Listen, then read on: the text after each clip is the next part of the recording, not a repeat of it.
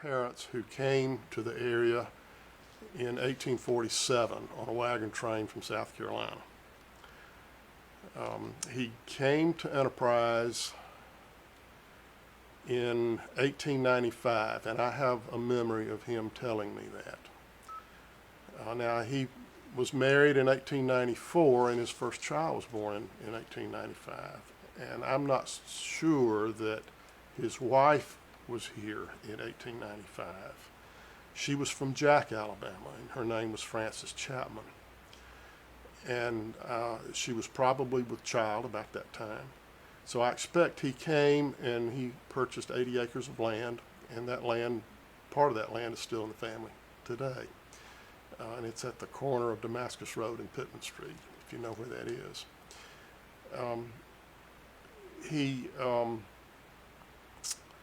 He purchased his land and he began to farm. He was a farmer. He was also a teacher at that time. He had gotten his education in the academies, they were called at the time, that was set up by the state in Pike County, and he spent a year or about a year at high school in Brundage.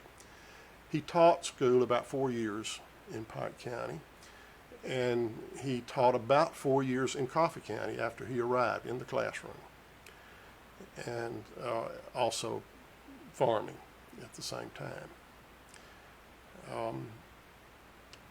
I believe in about 1908 he was elected to the state legislature. I don't think he served there long, but he did go. He was elected the county agent, or appointed the county agent in 1911.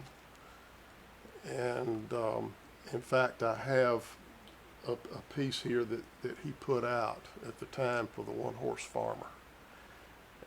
And I'll be glad to share that with you if you like. But he was very involved in education. And during the Boll Weevil crisis, he was involved in trying to popularize the principles of John Washington Carver of crop diversification and crop rotation, so that the soil would not be depleted so badly as it often was with cotton when it was planted year after year. And he traveled to Texas to inspect the damage that the boll weevil was causing, and also to Louisiana, and reported back on the devastating results. But very few people paid much attention to it until the crops were severely affected, starting in I believe about 1914 or 15, the crops started being damaged quite severely. And then in 15, it was really bad. In 1916, it just about wiped everybody out. And then that brought about the necessity to get away from cotton as a cash crop. And he traveled to North Carolina with Mr. Sessions, I believe, and who was also quite involved. There were a number of very enlightened civic leaders that were involved in this. It was by no means just him. But being the county agent, he felt a responsibility to advocate crop rotation and also to get away from cotton. So I think Mr. Sessions was also quite instrumental in getting people to change over to peanuts. And by the time 1918 and 1919 rolled around, they had had 2 or 3 years of really good peanut crops, and everybody was sold. And peanuts were the thing. And it heralded in an era of prosperity that really the people had not been able to imagine just 5 or 6 years earlier. And there is one thing I would mention. when the Weevil monument was dedicated on December the 11th, I believe, of 1919. It was a very happy time for Enterprise, but for John Pittman, there was some sadness that year. He lost his wife of 25 years. And his older daughter had married, but he still had two teenage daughters at home. So it was a time of mixed emotions for him, I'm sure, but he was most certainly very happy for the people and his peers in the farming community and Enterprise because of their prosperity.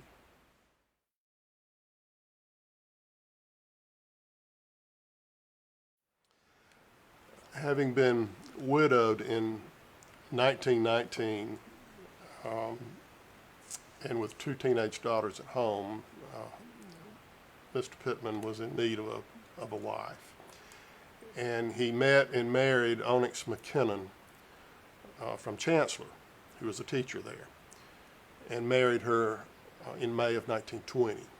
And from that marriage, he had three sons. He had John Jr., my father, Daniel McKinnon, the second child, and the third was Joseph Stafford. And all three of these boys grew up into adulthood and lived and spent their lives in Enterprise. In about 1926, he began a 15-year tenure on the Enterprise Board of Education. And much of that time he served as chairman. And at some point during this time, and I really don't know when, he was the superintendent of education as well. And in 1932, he began a very long tenure on the Coffee County Board of Education, which lasted a couple of decades, and really until he retired from public life in the early 1950s. And by that time, he was quite elderly. There was a very strong commitment by him, Mr. Pittman, to education. He served relentlessly in the field of education. He believed in education. He believed also in vocational education. There was a time in about the mid-20s, perhaps early in his tenure on the Enterprise Board, that he found out that there was some money, state money, available for a vocational school, and I think it involves some matching funds. And he traveled to Montgomery to try to get it, to find out what the qualifications were. And he came back, and I think it involved raising about $3,000. He was not successful in raising the money, but which is like him, he blamed himself. He didn't blame anyone. He said, I was not big enough to get this done. Subsequently, he went to New Brockton and met with Mr. Don Fuller, who was the mayor, and other prominent citizens in New Brockton, and got pledges for the money. So the first vocational education school was in New Brockton. When he was on the Coffee County Board, probably in the 30s, he succeeded in getting vocational schools in Enterprise, in Elba, and in Kinston. And he was very proud of that because he believed in learning by doing, that for the Depression years, there weren't many jobs, and you had to learn how to do things. And he was very dedicated to the vocational education programs around the county. He retired from that board in the early 50s. I'm not sure exactly when. I've heard 1953 said. I've heard 1955. I'm sure the county has the records of that, and I will appeal to the facts on that. But he lived quietly at home. After that, he was 80 by that time, 80 years old. And he passed away at home in August of 1967.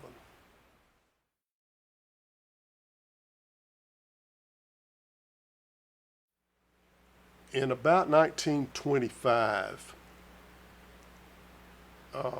Mr. John was approached by his sister-in-law, the older sister of his wife, who was named Katie Smith. Her husband had fallen into bad health, and it was going to be very problematic that he was going to be able to support his family. A position opened up for a station agent in Daleville for the Atlantic Coastline Railroad. And she applied for the job, and she approached my grandfather to aid her in getting the job. And he did so. I don't know what he did,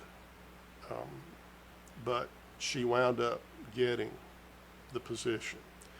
And in the mid-1920s in the South, it was virtually unheard of for a woman to hold this position.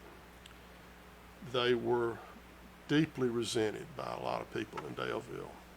And in fact, to the point where my aunt had to buy a handgun in order to try to protect herself. They were abused verbally. I don't think they ever suffered any actual physical abuse, but they were verbally abused.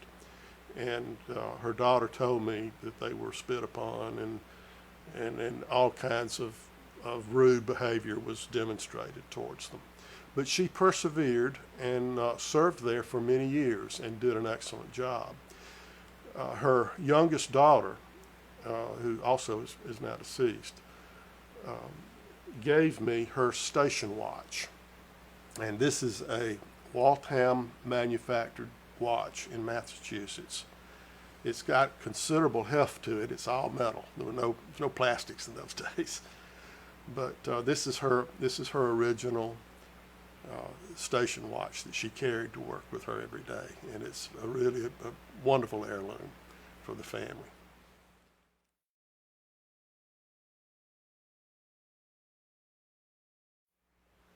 Again, I'm not exactly sure of the date of this, but I was certainly old enough to have a very strong memory of it. I came to visit one day to the old house, and my grandfather had his whole right hand bandaged up, and he had been to the hospital, and I believe my father had sewed him up. He had gone into his hog pen. He kept hogs his entire life, and I think he went in to inspect a litter of piglets, and I think the sow took offense and she attacked him and bit him. But he was severely admonished by his wife for doing this. But fortunately, it was not a very serious injury, but he did suffer with it for a while.